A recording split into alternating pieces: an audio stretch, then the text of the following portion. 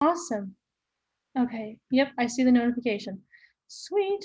So, yeah, and Nate is in the chat as well. I think he just put a notification right there. But yes, let's go ahead and get started. Hello, everybody. My name is Shannon, and I'm going to be your instructor today. And what I'm going to be showing you guys is one, how to draw. And I'm going to start with drawing, and then we'll move into the coloring process. So we'll start off with like some basic geometry and how I draw these building shapes. And then, like I said, we'll move on to the coloring portion next. So from my point of view and like my background with Copic, I've been using Copic for about 12 years now, and I have a BFA in illustration from the Savannah College of Art and Design. So I went to SCAD, and my background is with markers, colored pencils, and pen and ink. So this is right up my alley, and I'm excited to show you guys how I draw and how I go about doing this. So let's go ahead and switch my camera view to the overhead so we can see.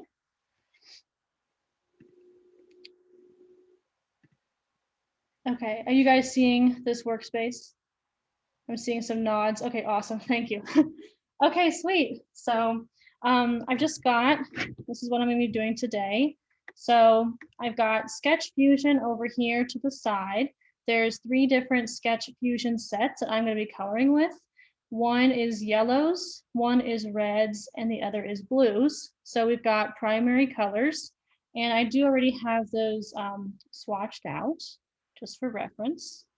So I also have 4 by 4 inch squares drawn out. This is an 8.5 by 11 sheet of paper, just a standard premium cardstock. It is a 65-pound cardstock, so medium to heavyweight.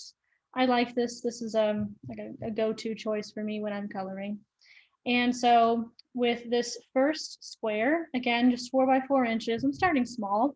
I'm going to just start to add some geometric shapes. And so anything from rectangular shapes, I'm just doodling up here at the top, to basic triangles, kind of reminiscent of geometry back in high school. Circles, we're going to be using circles or dome shapes for like a roof right here. Oval shapes and everything like that. So I'm actually going to show an example just really quick. And this was the banner for when you signed up for the class. This is the example. And I just want to show this really quick to see when I made this plant, it really is just a circle with a couple of different organic looking branch shapes. Same with the columns and the rooftop here. So everything can be broken down into basic geometry. And in the beginning stages, your best friend is your pencil and your eraser. So just make sure when you're in the sketching process here, don't press too hard on the paper either, because that's going to be a lot more difficult to erase. Whereas if you're pressing down lightly and you need to make some changes, you can do that pretty easily. So just keep that in mind as well whenever you're sketching. And so, yeah, I'm just going to go ahead and get started here. And I am right-handed, and so I will work from the left to the right because sometimes I get graphite smudges on the back of my hand. So because I'm right-handed, I like to operate in this direction. So I'm just going to start off with making sure my lead is pretty long. I like to do that when I'm sketching loosely. And when I'm sketching loosely, I'll move my hand further back on the pencil. And so this helps me get a wider range and just more flexibility for my wrist. So I'm going to kind of split this up into thirds. So I'm going to look about a third of the way over, and I'm going to make a little hash mark. And then I'm going to move up and try and eye this line that I already have pre-drawn. And sometimes you'll see me move my pinky, and that sometimes is a guide for me when I'm moving up and down the page as well. So I'm keeping my eye on this and trying to make it parallel just by freehanding it. And I like to go up and down just to get that line established. And then I'm going to go a little bit over. I'm not trying to go exactly into thirds here, but I'm going to draw another line, just a dash mark. And then I'm going to move that up again, kind of eyeing this line over here.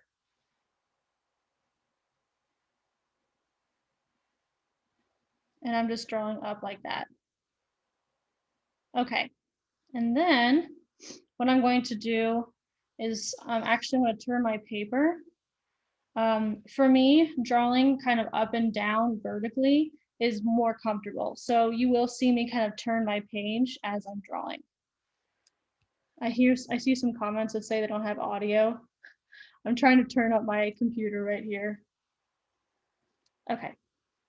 And so now I'm just going to draw another vertical, well, because I turned it. So now another vertical line. And this is almost going to be like either the roof line or a gutter line. And I'll draw another one right next to it or on top of it. And then I'm going to actually have this middle building be shorter or smaller in height. So I'll draw another line beneath it. And again, I'm just moving up and down, not pressing too hard on the page. And I'll add another one maybe underneath it. And this might be a stylistic thing as well, for having like this established thicker kind of gutter or roof line. You can have it be thinner as well too. And I'm going to take this one and bring it up a little higher. And I'll pause, and then I'll bring another line to connect it. Okay. Now I'm going to turn it back around again. So there we have it. We have just a couple of 3 different, building shapes kind of established here. And I'm not going to do any details yet. So over here, you can tell in my kind of pre-made drawing, I have like a little plant, some flowers and whatnot. I don't like to add any of those details until the greater skeleton has been drawn. So I'm going to keep drawing some outlines. And maybe I want, and this can change, right? I'm going to erase these lines right here because I want this building in the pushing in the foreground more towards us. And I'll have this one more in the background. And we can do that just by establishing where our buildings kind of run off or where they overlap too. So I'm going to go ahead and maybe make this one just into like a triangle shape. So where this line will connect, I'm drawing a dot there to establish that. And then if this is half of my building, I'm drawing this very lightly. So, and you don't have to draw this, but there's a little line that kind of signifies where my halfway point is. And this is where the fun part and adjusting goes. But I don't want my roof to be that, I guess, tall. So I'm going to connect this dot right here and then bring it over on the other side. I'll lift this up again, right? So this line, this vertical line here, you can kind of see my dot. I kind of kept it going through. I drew a middle line down the center and I connected those lines or kind of dots. So I know I'm moving kind of quickly because we've got some coloring to get to as well, but it's all just basic geometry and adjusting. So let's say you want your roof to be a little bit taller. Well, then I could have taken this dot and maybe connected it with the center part further up, like that. So if you wanted to do it, make a little pointier of a building, you can do that. And quick question. Sure. Someone wants to know what kind of pencil you're using. Like, what kind of mechanical pencil are you using? Yeah, so this is a very basic pencil. It's a Pilot. It's 0.5 though, so it's a thinner lead. I think 0.7 is like your standard, but it's very generic. I also have a Pentel, pencil as well that I use. But, oh, and this, I've had this for a long time, probably since college. The brand has rubbed off here, but it's essentially like a pencil eraser. And you can find I think Tombow might make one. I got this at Jerry's Artorama. So you just have this kind of point to your eraser to get those precise marks. So I'm going to use that right here and erase that. Oh, and a kneaded eraser or just a generic white eraser works wonderfully. And I am just doing all of this, freehand. Just kind of adjusting as I go along, and that's why using your pencil and not pressing too hard is really going to come in handy when you need to make adjustments. Okay. All right, thanks, Neenah. Yeah. And so over here, I'm going to actually go ahead and draw another line to establish another roof line. And then maybe I want to have like a little railing or something like I have right here. So all you need to do for that is just draw kind of small vertical lines here. And again, I'll turn my paper and I'll draw another line.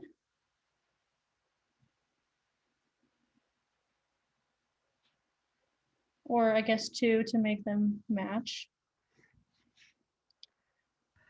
While you're working on that, Shannon, good question in the chat. Someone wants to know good ways to draw straight lines like that without a ruler. Yeah, so I think I kind of went over this earlier in the video, but for me, like I'm holding it further back in my pencil. It gives me control, but it also allows my wrist to have some flexibility.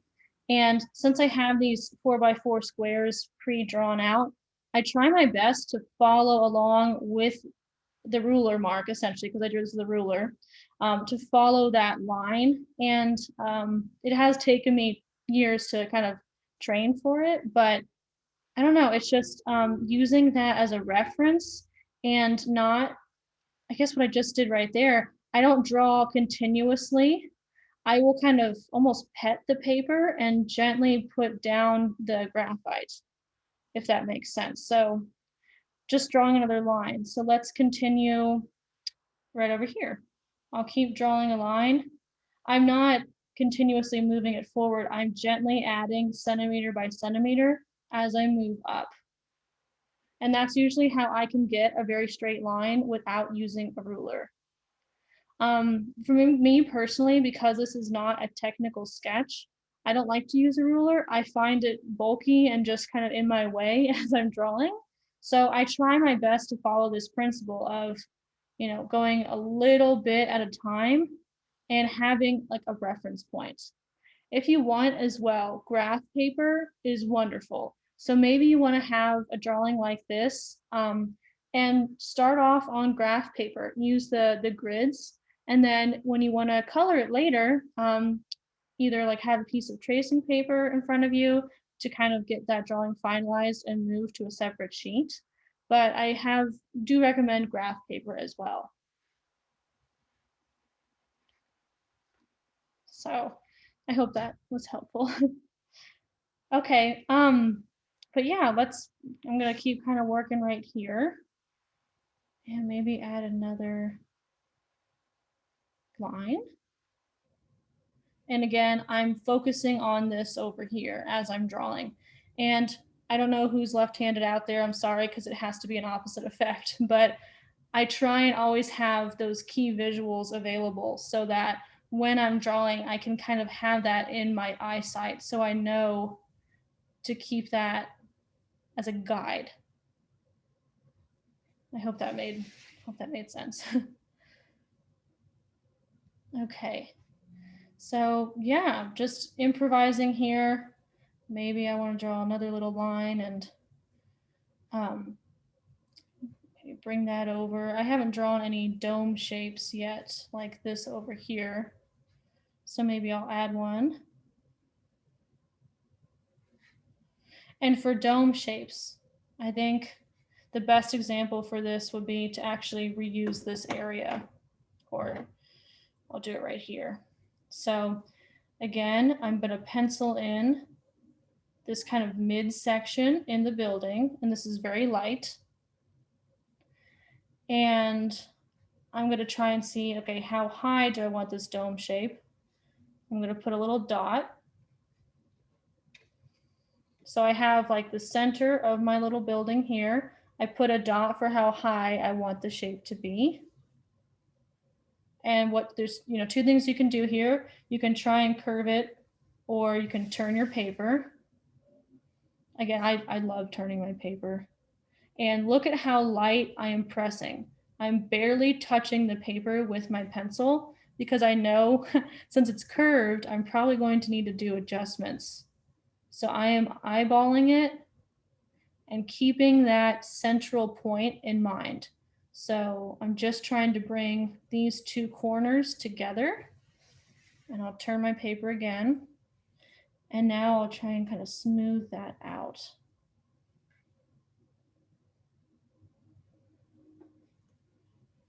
Okay. There we go. And I think I see in the chat someone asked me if I use references. What I got inspired to draw with these kind of buildings stacked on top was my first trip to Las Vegas, and I saw all of the random architecture kind of put together in one area. And I looked at that and thought, wow, it's amazing. All these different shapes and forms are all very simple, but look so beautiful put together. And that's kind of what my reference was, just getting this piece to come to existence.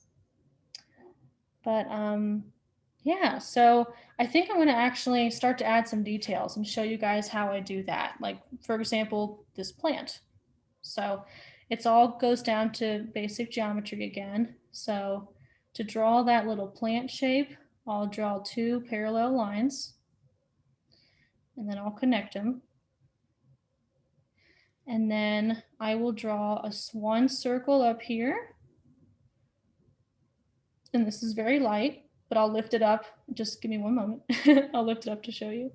And then I'll draw another, more so like an oval shape. Okay.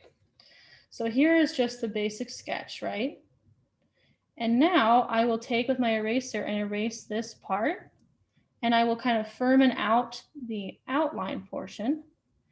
And if, say, I want to make this longer, I can also do that and make adjustments there. But essentially, it's just circles, ovals, rectangles, just that basic geometry, and your eraser is your best friend. So I will do that real quick. Erase those areas in the middle where they overlapped. And now I'm just going to kind of re-establish that shape.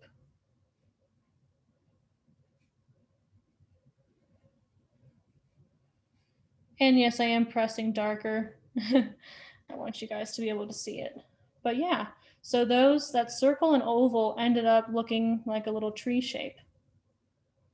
A simpler little tree or vegetation. Let's do the same thing again. Drawing two parallel lines and then connecting them. And then I'm going to draw a line maybe about 1/3 of the way up. I'm just going to draw a line right here. And then going down the very center, I'll establish a point. And then all I'm going to do here is connect. And again, I'm holding this up, so I'm not on a table right now, but I want to show you guys closer. But that's just a basic type of tree. So I'll establish that further.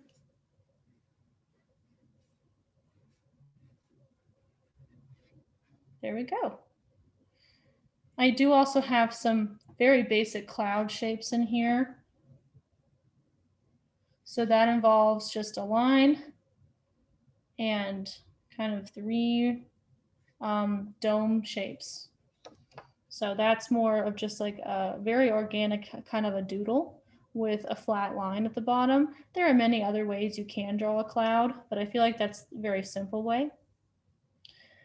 And yeah, I think we're almost done with the pencil process. Are there any other questions you guys have for me? Because I know I went through that pretty quick. Anyone? Questions? Sarada wants to know, do you have to use the exact Copic colors or can you use different ones? Oh, yeah. So for today, I'm using the primary colors because I want to show you how you can mix them to make secondary colors. But if you don't have these exact ones and you have different yellows or whatnot, that's totally fine. Or if you have purples or grays, it doesn't matter. The mixing is important to learn, and we will be doing the flicking technique later. So that color doesn't matter there either. Book suggestions on drawing.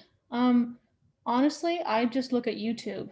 YouTube is a really good source, and even videos like this. So if there's any other fine art drawing classes that Michaels offers, just watch them. I feel like we learn more by watching and doing than, I mean, reading is also a good resource, but I don't have any books at the top of my head.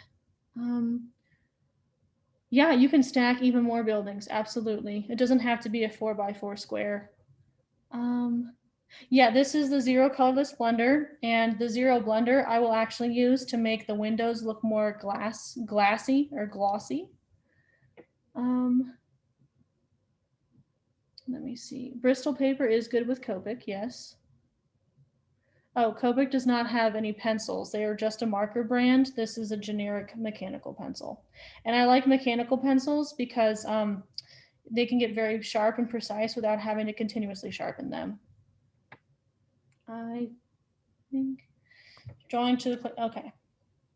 So this was what I was just drawing with you guys. My 4x4 square, keeping that central point in line when you're connecting roof shapes, like I did over here as well.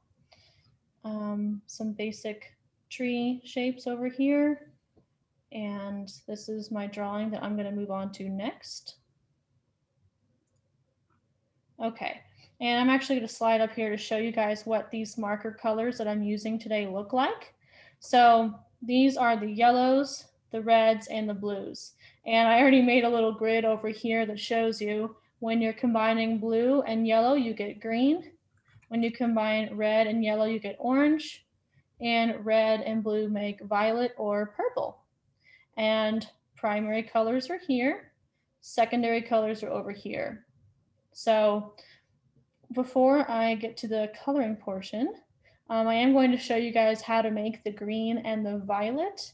I will be using that in the sketch today, but for these particular colors, when you mix the red and the orange, the red and the yellow together, they don't have that much of a color difference.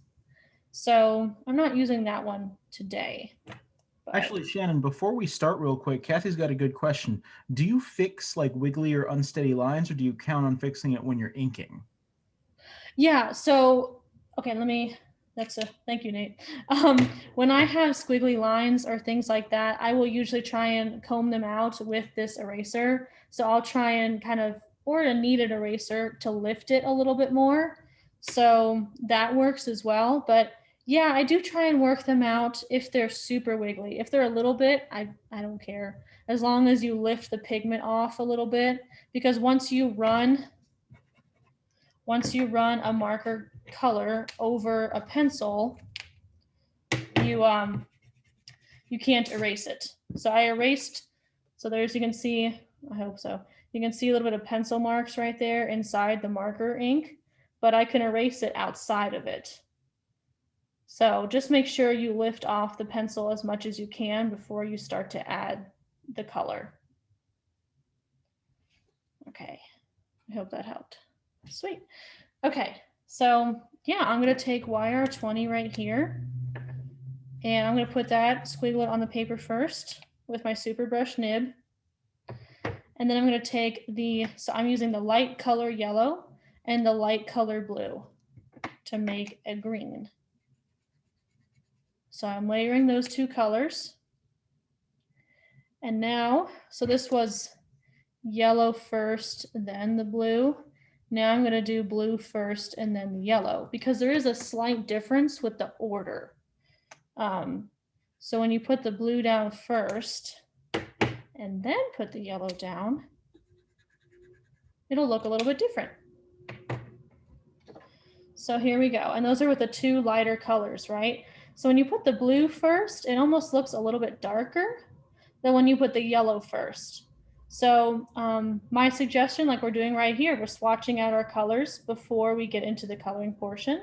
I do feel like that's really helpful, especially if you have a preference. So now that I've swatched these both, I'm probably going to stick with the blue first and then the yellow because I like that green color more. Okay, so I'm going to do the same thing again, but with the middle tone color. So I'm going to do YR23 and B04, and this is a darker green. And then I'll repeat it, but with the blue first.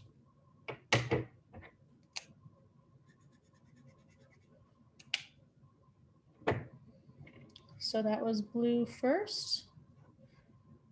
It was yellow. Okay, and so those are with our midtones, right? So when you're yellow, it's almost like a blue-green, and this is more of a pure green. So when you're applying the blues first, that seems to be the outcome. So yeah, and I'll do the last one here with YR27 and B06.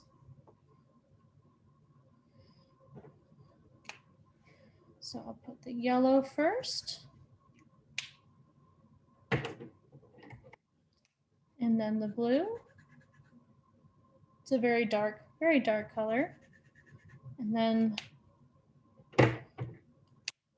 the opposite order.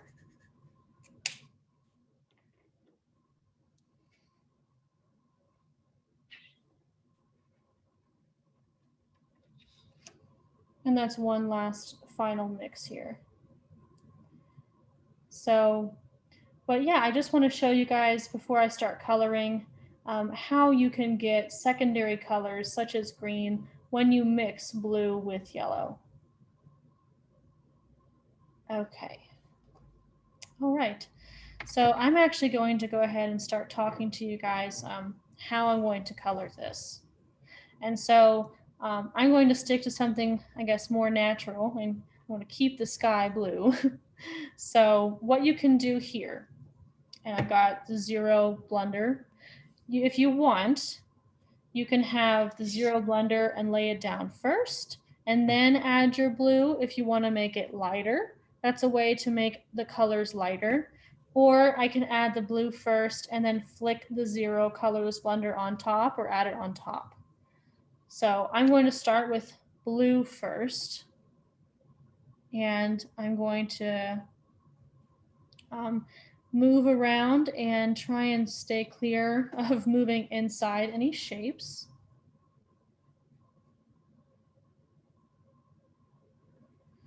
And I'm using the Super Brush nib for this. It's a very flexible nib and allows me to kind of move around and get in little corners and tight spaces.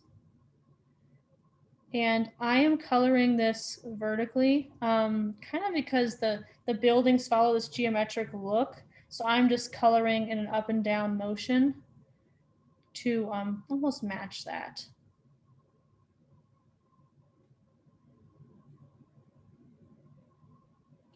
And I don't really care if my markers go outside of this 4x4 box. I can always cut it out if I need to. So I always like having that area to have bleed.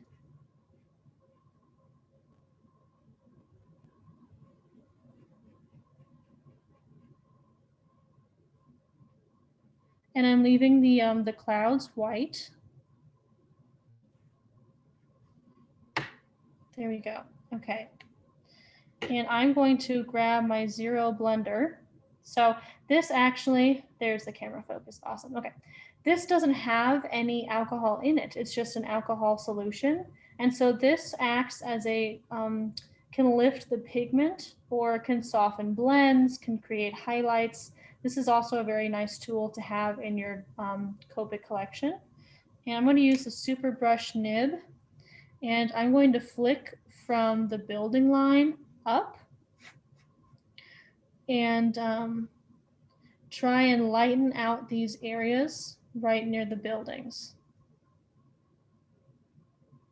So Shannon, a couple questions. Yes. Diane wants to know, being in a dry climate, do you have any problems with the Copics drying out? No, I haven't noticed any difference. I am in Colorado, so it's a little bit drier here, but I'm not in somewhere where it's more dry, like maybe Arizona. But I just keep them in a room temperature climate, and I don't seem to have an issue with it.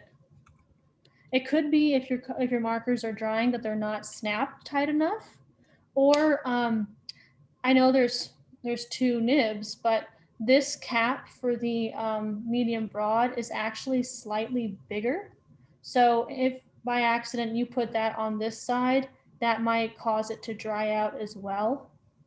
And I think I see someone say, do you store them horizontal? Yes, yeah. So I have like a marker shelf essentially, and they store flat.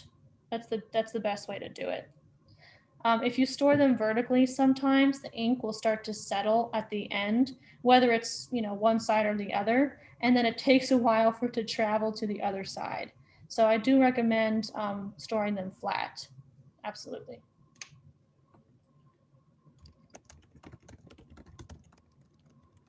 I think I see a comment that says, do you recommend buying them in packs?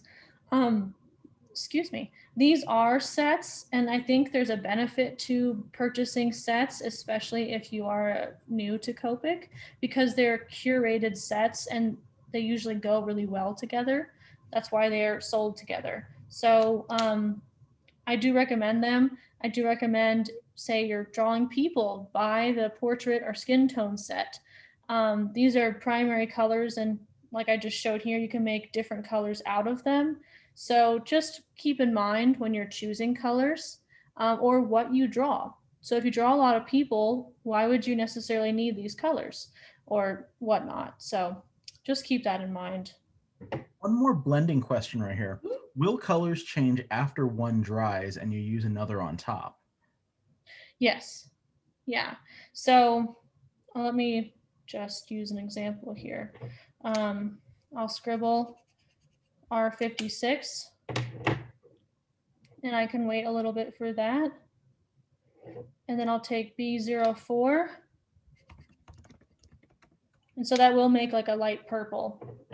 And even with the same color. So let's say you have YR27. And then wait a little bit and layer that same color again the second time, it will be much darker. Excuse me, sorry.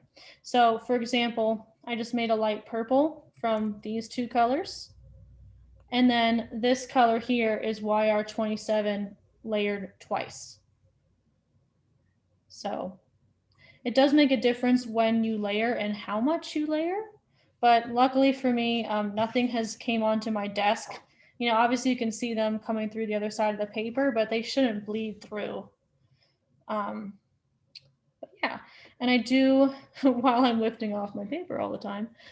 So if you can see this, I'm gonna get this really close. I use the zero blender at the base right here only, and you can start to see how it's blending right there with the B01. It's looking softer, not as marker streak. So when you get rid of the streaks, you can do one of two things. You can use the zero blender and it'll make it lighter, but it will get rid of the streaks. Or you can do what I call like the cross hatching technique. We use this a lot when you're coloring with pens. So let's say you color up and down, like vertically. And then I can move the paper and I will layer it a second time. And it will turn out darker because I've layered it twice. However, that looks very smooth. Like I don't see any streaks in that. So if you want to, that's just layering twice. and almost like a basket weaving effect. You know, one time I'm coloring like this, and the next layer I'm coloring like this. So because of that, the inks kind of interweave with each other and turn out super smooth. So there we go. I'm just going to add some more Zero Blender to smooth out my sky. And then I can move on to the other parts. And right here, I'm coloring in little circular motions because I want the sky to look smoother. So I will let that dry because it might look different right now when it's wet than when it's dry. And at this point, with your little buildings, you kind of have to decide before you start laying down more color, which colors do I want to go where, you know, and do I want colors to, you know, touch or whatnot. So for me, I like the yellow color for like this central building. I think it kind of glows. So I'm going to put a Y and then I put an arrow. I know this looks ridiculous, but this helps me a lot when I'm drawing or color planning, as I would call it. I put little notes. So I think what I want to do, like if this area is light blue, to balance that, maybe I'll put light blue over here somewhere. So I'll put like a B01 note.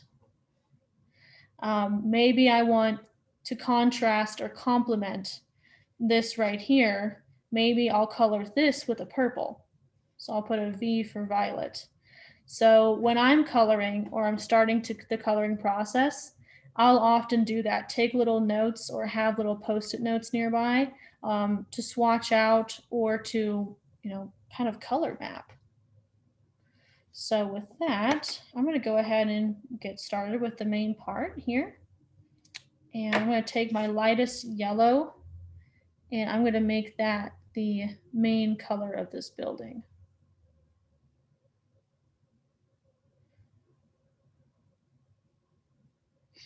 And like I showed earlier in this kind of swatch right there, if you have a lot of pencil marks or if you don't want your markers to smudge with your graphite, just use a kneaded eraser to lift off some of the pencil marks, or you can just kind of avoid those areas by moving around with your super brush nib.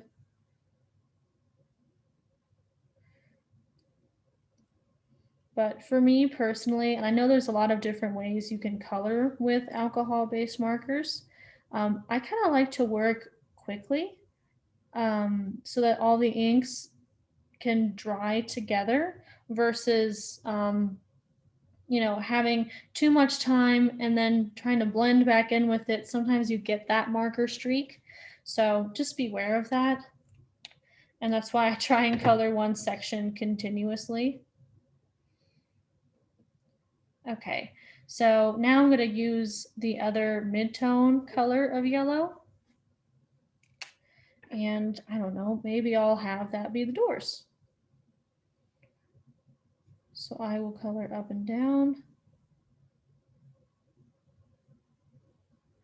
And I'm coloring up and down.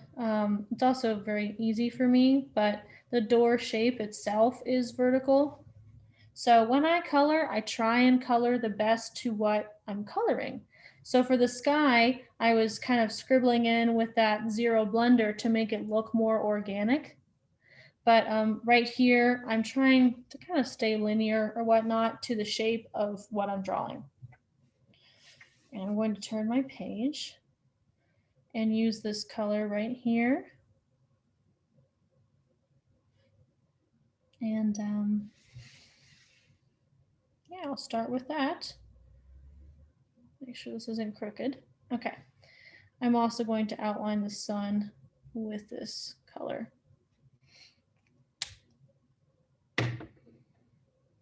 Okay, and then I'm going to take YR27, which is our darker yellow, and I'm going to add that to this, this, and this area right here. So I'm going to turn my paper again. And for me right now, I'm holding the marker kind of in the middle here. When I get detailed, that's when I scooch my hand up. But I'm still kind of relaxed, so I'm holding it here in my hand. And I'm not pressing too hard. I'm trying to let the super brush nib just glide across the paper.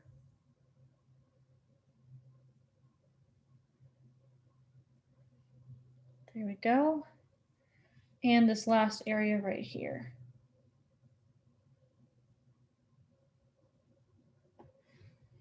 Okay, and now I will turn it.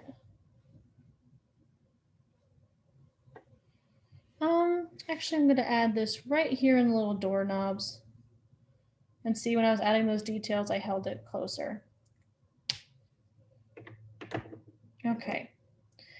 And now I'm going to color these windows. So I'm going to actually apply the Zero Colorless Blender first. Oh, that's out of focus. There we go. Zero Colorless Blender. So I'm going to apply this first, and I'm going to work pretty quick because I want this B01 color to soak in with this Zero Blender. That usually makes a color lighter. So I'm trying to add this. I'll just do the oval shape windows first. And while it's still wet, I will apply B01.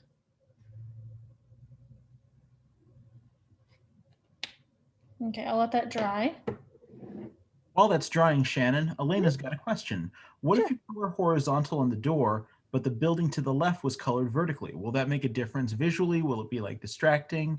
What do you think? I mean, yeah, you can. So over here, like say you want to color this way instead of vertically, I don't think that would be too distracting. The thing to remember though is like with lighter colors like YR20, they're so light, it's almost hard to see the streak marks. Whereas like even, I'll just use my swatches. It's easier to see these darker colors looking streaky than the light colors. So if you're having a different direction of how you're coloring, I don't think that's going to be too noticeable next to a light color like this. But say you're using dark colors and you color in opposite directions, I'll use these reds.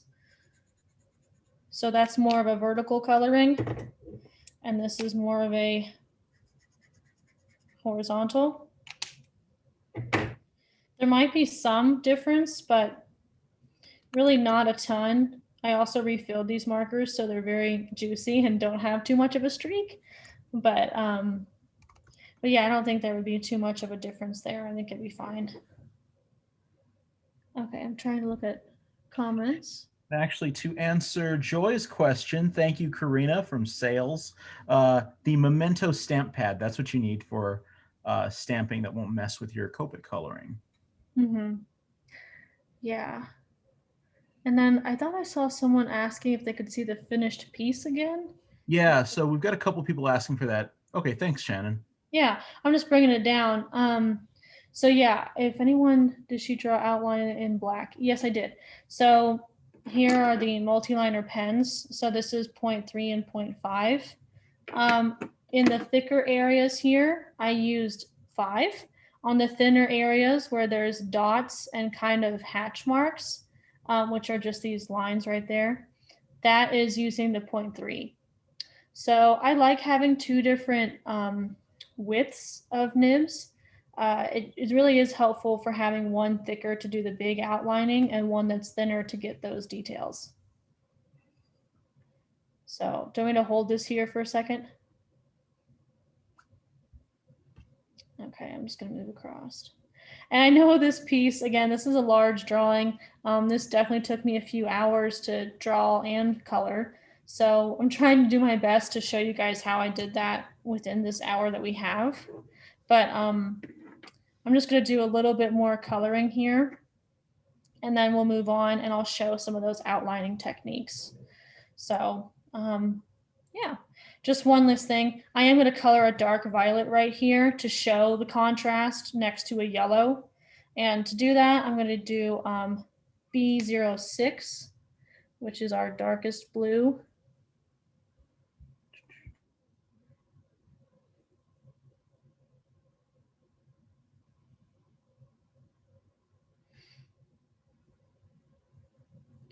And right now I'm just outlining these shapes real quick.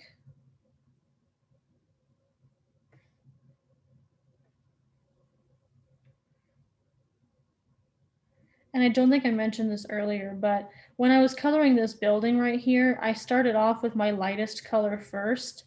And I usually always do that within a composition because you just don't know if you need to go darker. So when you start with light colors, you can always layer on top of it to make things darker, but it's really hard to take away something when it's already so dark. So it's a lot like watercolors. It's harder to get that pigment off once you have a really dark pigment on. So just something to keep in mind. And I will take R59, which is a very dark red. And so this will turn out to be a very dark purple, but I think it looks nice next to a bright color such as yellow.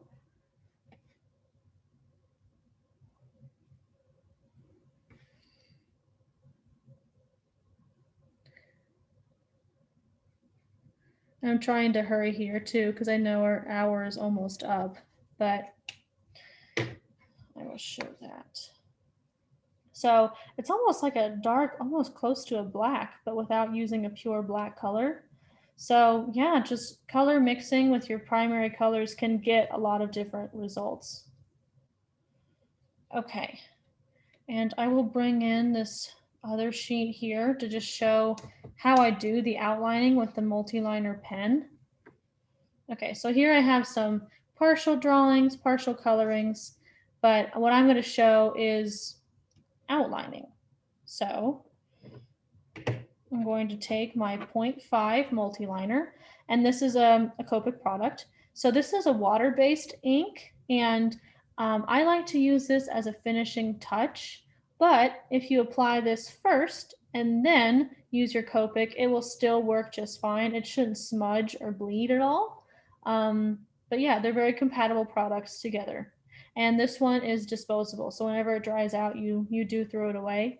There is another multiliner that's called the SP, and it is refillable just like the markers. So just to introduce there. But I'm just gonna start outlining over here. And with this 0.5 marker, I'm just gonna go over these larger shapes. So the roof curve, these outlines of the buildings right there, maybe the door frame, but yeah, things like that. And I'll just start from the bottom left and work my way over. In case of any smudging, but just like any type of water-based ink, whether it's a water-based pen or a marker, you do kind of have to give it time to dry, otherwise it will smudge. So rule of thumb, just give it a little time before your hand swipes over the area.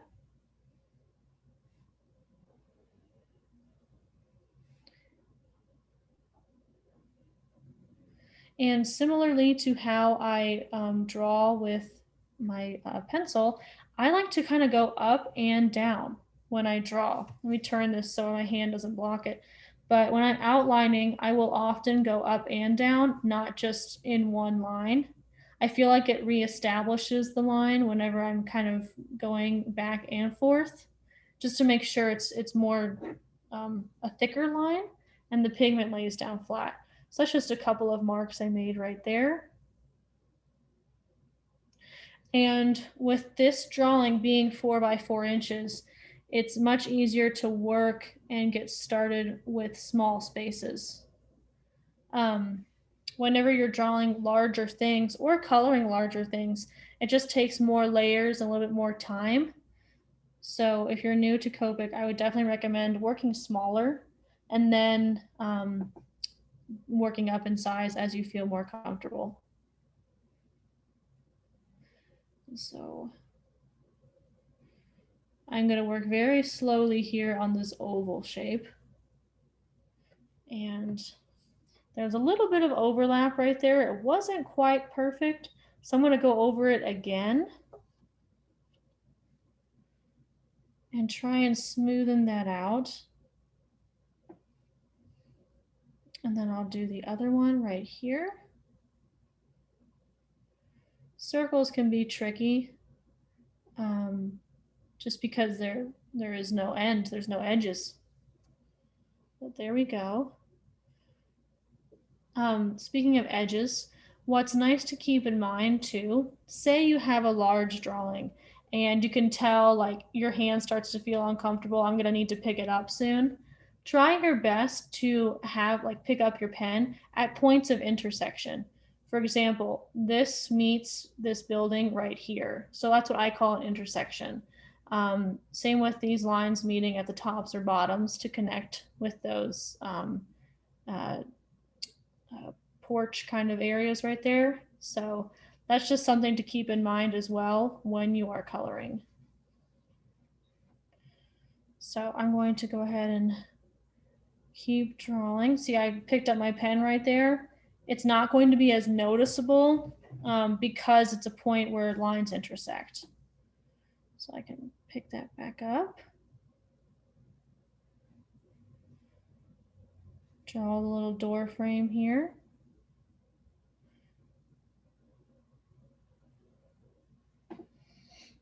Moving up and down again, sometimes up, down, and up, just to keep that line being firmly placed and a little bit thicker.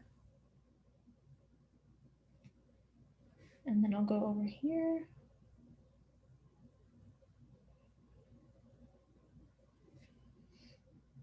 Okay, I'm just gonna go ahead and I'm gonna outline this just really quick, and then I'll show you some detailing tidbits, and then we'll be done.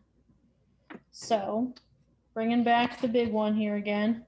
So notice how I have these lines, these hatching lines, or these dots. Those are there just for, again, details. So I'm going to add a few of those here.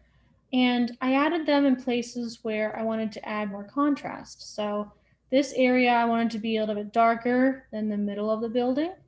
Same with here at the bottom because there's a shadow behind this one. So that's why I'm drawing those lines there. And sometimes they're just there to be whimsical as well. So for example, maybe I'll draw little lines going down. Not too far, but just some little hash marks. That gives it some extra detail.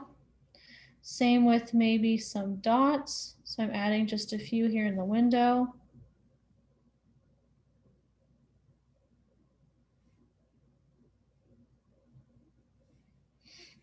Maybe add like a little reflective lines.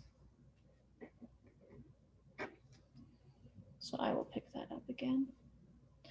What you can do too to add some more details is maybe you want to have like a funky looking gutter. So you can also draw, I like to do this, little kind of waves almost. So you can add that. I'm going to add that right here.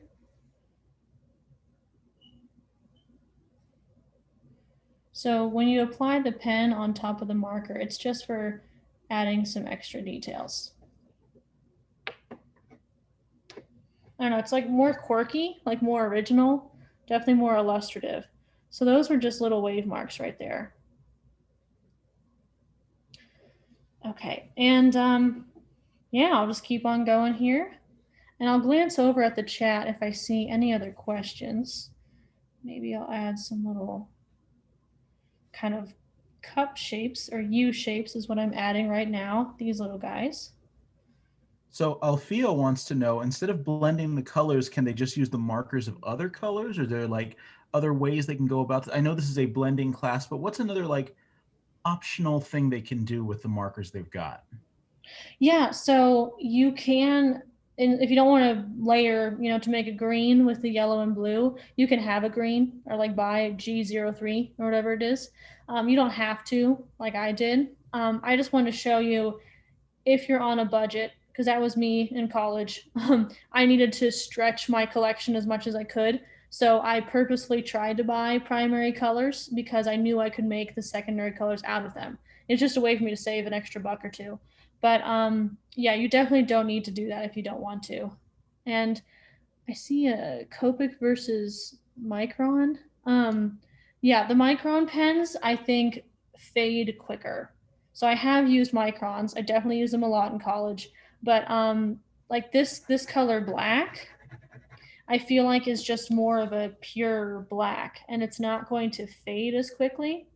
I'm gonna let this dry and then try and run my eraser over it. Because the problem I had with Micron, and this could just be me, but when I took my eraser, once I finished outlining my pencil marks, it would either smudge or like look kind of purplish, like a purplish black. So I'm running my eraser over this, and there is no fade, there is no color change. It still looks very black. And I would run into that issue sometimes with the Microns. Not saying it's a bad product, I'm just saying I would run into some more issues with them. And the Faber-Castell, they have Pitt pens, and those are okay as well. Our college bookstore carried those too. Sometimes when I would use those, the actual tip would start to tilt or like get a slant to it if I used it in one way too long.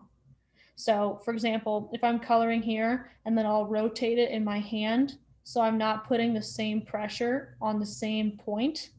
If I did that too much, sometimes they would almost wilt or start to change shapes. So, Sharpie, how does that interact with Copic? Yeah, so with a Sharpie, and this is a Sharpie, I take a line here, and just for comparison, and this is my Multiliner.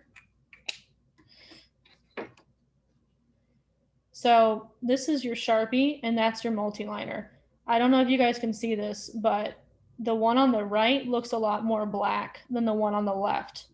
And the one on the left is your Sharpie. So it has a little bit more purple tones. It's not as pure black. And it will bleed your Copic marker. So RIP to my YR23 here. But you can have a little bit of a bleed right there. It's not terrible right now, but there's no stain on my marker yet either, which is very happy. That was nice, but it will usually bleed, and that's not as nice. So can you please color in a flower? Oh, I don't think I did the basic flower shapes, but same geometry. We've got a circle, and then if you want, dividing it in half both ways. I'm going to bring this up and draw on my hand. But take that halfway point, right? And just connect petals this way. So bring this over here.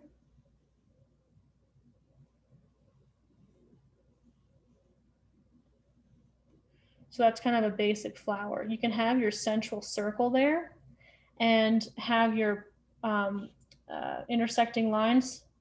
And if you want, you can also draw lines over here. And then just draw the petal shapes, and that's your basic flower. I'm sorry I didn't get to that earlier. But yeah, so this is kind of what we were working on right here.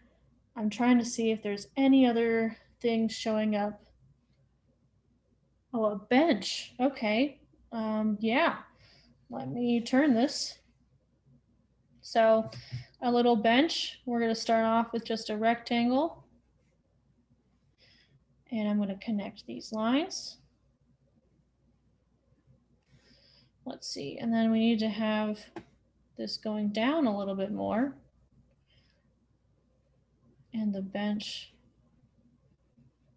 So this is basically going right across the middle. And drawing a line here where you sit. And maybe some lines right there. This could be a very simple bench. Again, I probably should have outlined this area here in the middle, but just think back to basic geometry and rectangles, squares, circles, half circles, they can get you really far. And graph paper, if you're nervous about drawing straight lines, getting a gridded or graph paper can really help you. And just learning to stay perpendicular when you're drawing. Yeah. Okay. I hope that was helpful. And here's the piece just one more time. If anybody needs a screenshot, I'm not sure. But thank you guys so much for joining, and thank you for all the questions. I also have excuse me, this. So if you did participate in the craft today, hashtag make it with Michaels on Instagram. We also have Copic with us. My name is Shannon Brooke, and so I'm the name at the bottom here if you want to check out my own art. So yeah, I think that's pretty much it.